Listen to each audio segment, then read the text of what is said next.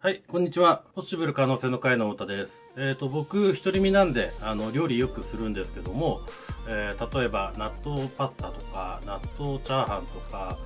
納豆餃子とか作るんですけども、納豆ばっかりだね。はい、料理は好きなんですけども、一向にうまくならない、下手の欲好き太田です。今回もよろしくお願いします。はい、それで今回の、お題なんですけども、努力するなら〇〇にした方がいいよっていうお話なんですけども、お花屋さんで皆さん、努力してると思うんですよ。お花屋さんって知らない方も多いと思うんですけども、結構、作る仕事以外にも、たくさんいっぱい業務があるんですよね。なので、仕事が忙しい日でも、暇な日でも、やることっていうのはもう絶え間なくあるぐらいな、仕事量なんですよ。でね、市場からお花が来たら花処理をしなきゃなんないんですけども、箱に入った花を全部出して、ね、湯揚げをしたりだとか、水切りしたりだとか、いろんなことをやるんですけども、あれ、もちろんね、バケツの中に水も入ってるので、結構な力仕事で、結構ね、皆さん努力してる方いっぱいいると思うんですよ。なんですけども、そこにね、努力っていうものを使ってしまうっていうのは、正直もったいないかなと思ってるんですよね。そこで、努力はじゃあ何に使ったらいいのかっていうことなんですけども、はい、これは成長に使ったらいいと思います。はい、じゃあ成長って何なのかという話ですよね。でよくね、努力してます、一生懸命やってますっていう方って結構やっぱいらっしゃるし、僕もそうだったんですけどもね、成長って何なのかっていうことを具体的に考えたときに、僕がたどり着いた答えは、成長っていうのは、今までできなかったことができるようになることが成長だと思うんですよ。なので、もうできることに関してやり続けるっていうことは、確かに努力といえば努力なんですけども、それってもうできることなんで、成長ではないと思うんですよね。一生懸命やれば、ね、誰かが認めてくれるだとか、誰かが見てくれてる。もちろんそういうこともあるんですけども、自分自身が成長していかない限りは、これからの花屋さんで働いていくっていうのはちょっと難しいのかなっていうのを最近すごい感じます。じゃあ成長って何すればいいのって、もちろんね、技術的なことっていうのももちろん成長ってあると思うんですけども、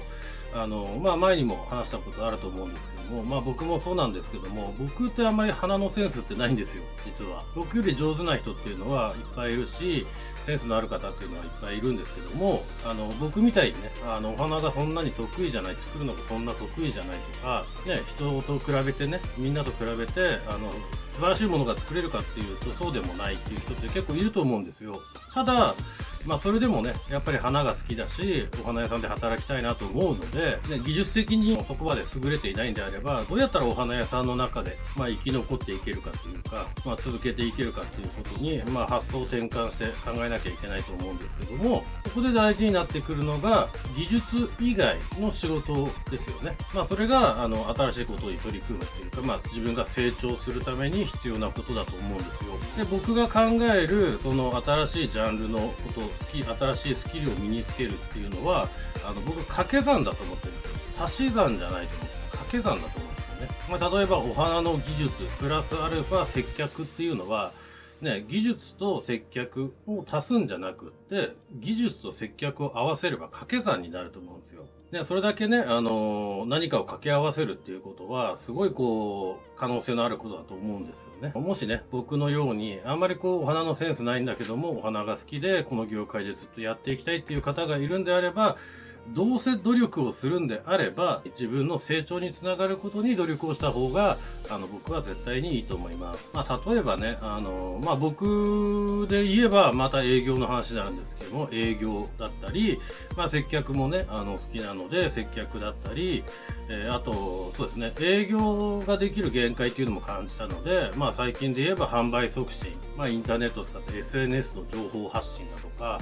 そういったことを追求していって、いろいろやったりしてるんですけども、一歩踏み出すってことの難しさっていうのは僕も知ってるんですよ。実は僕も SNS ってすごい苦手で嫌いなんですよね。実は今でも嫌いなんですけども、なんでそんな嫌いなのにやるかっていうと、やっぱりその自分の成長のために、必要なことだと思うので、その一歩踏み出すっていうところに対してすごい努力はするんですよね。努力っていう言葉だけ取ると、きついんじゃないのかなとか、辛いんじゃないのかな、大変そう、嫌だな、思いますよね。はい、僕もそれは思います。ただ、今まで見てきて、努力をしてる人っていうのは、自分では努力してると思ってない人の方が多いんですよ。で、なぜならそれは自分が好きだからやってることっていうのが多いんですよね。好きになるっていうことってすごい大切なことだと思うんですけども、僕の場合なんですけども、SNS も最初から好きじゃなかったし、人前で喋るのも好きじゃなかったし、営業もそうだし嫌いだったし、販売促進なんて何なんだっていう感じだったんで、正直全部好きじゃなかったんですよ。必要だと思ってやるんですけども、していくと、結果が出れば出るほど、どんどん楽しくなっていくんですよね。で、楽しくなっていくと、他の人から見ると、すごい努力してるねって思ってることでも、自分自身は楽しいからやってるだけっていう感覚なんですよ。もちろん相性っていうものがあるんで、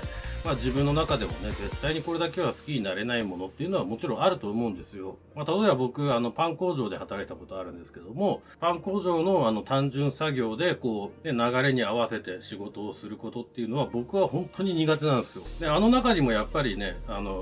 れは素晴らしい効率化の仕事だと思うので、勉強になることっていうのももちろんあるんですけども、どうしても僕はそういうのが苦手なんですよね。だからそういうね、得意とか不得意とか、ね、好きとか嫌いとか、もちろんそういうこともあるんで、全部が全部に対して、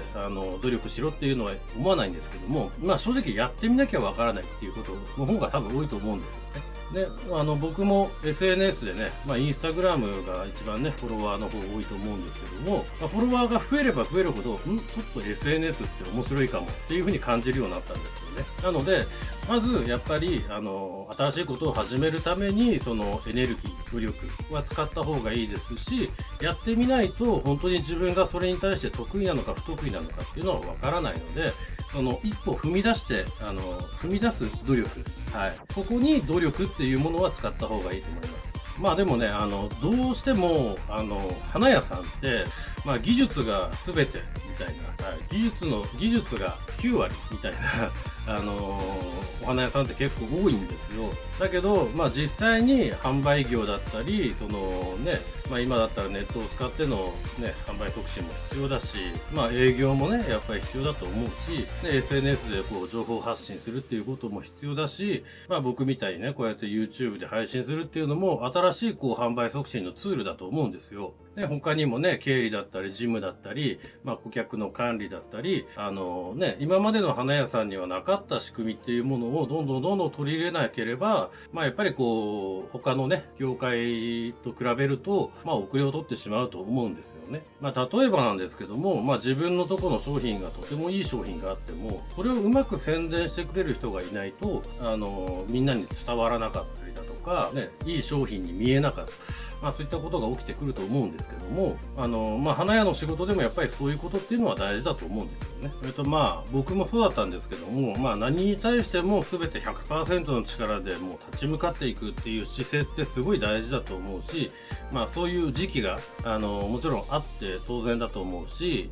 それがダメなことではないんですけども、やっぱり何年も同じことを続けていくうちに、いつの間にかもうね、今まで自分ができることだけしかやってないっていう、ことになってしまいがちなんですよね。でね、今までできることをずっとやり続けても、やっぱり成長っていうことにはならないので、やっぱり視野が狭くなってしまう。お花屋さんってやっぱ、閉鎖的な業界だし、すごい視野の狭い業界だなってすごく感じるんですけども、忙しいからっていうのもあるんですけどね。これからのお花屋さんっていうのは、やっぱりもっと広い視野で、新しいジャンルのものをいかに取り入れるかっていうことが大事になってくると思います。結構ね、僕が見てきたお花屋さんの、従業員の方、社長さんでもいる方多いんですけども、結構今までやってきたことを淡々と続けることが努力。目の前にある仕事をこなしていくことが努力っていうね、考えを持ってる方っていうのが結構いらっしゃるんですけどね。それでやっぱり新しいことを取り入れなければ、やっぱりずっと同じことばっかりをやり続けると、どうしても競争って生まれてくるんですよね。はい。他のお花屋さんももちろん同じことをやってるんで、どうしても価格競争だとかなってきちゃうんですよ。でそうすると、どうしてもこう安くっていう風にやっていかなきゃならなくなってしまって、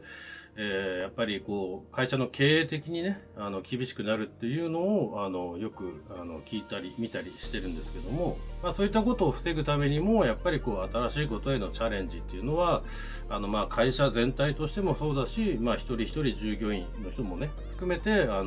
前進していかなきゃいけないのかなと思うんですよね。でそこに、やっぱり努力っていうことが必要になってきて、まあ、それがね、慣れてくると努力することが楽しくなるし、結果を出すことが楽しくなるので、努力するっていうこと自体を忘れて、勝手にそういうことが身につくようになってくると思います。はい。まあ、これはね、前回の、動画でも言ったね、目標を持ちましょうっていうね、目標を達成すると自信につながりますよっていうお話の、続きにもなってるんですけども、努力っていうのは、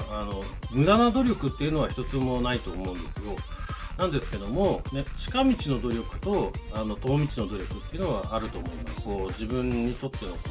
う、講師というか、先生というか、ちょっとでもね、知識持ってる方に、聞くのが一番だと思います。僕が今まで見てきた花屋さんの中では、まあ、そこまでのね、スキルというか、教えてくれる花屋さんって正直ほとんどなかったんですよね。なので、まあ、これはあくまで自分が考えた、お花屋さん像というか、理想なんですけども、はい。まあ、おかげでね、まあ、少なからず僕についてくれるファンの方もいらっしゃいますし、社外評価が高い方が、どこに行っても通用する人間の方が多いと思うので、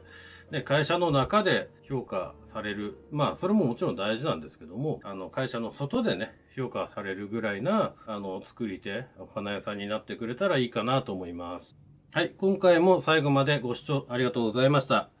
よかったら高評価、チャンネル登録よろしくお願いいたします。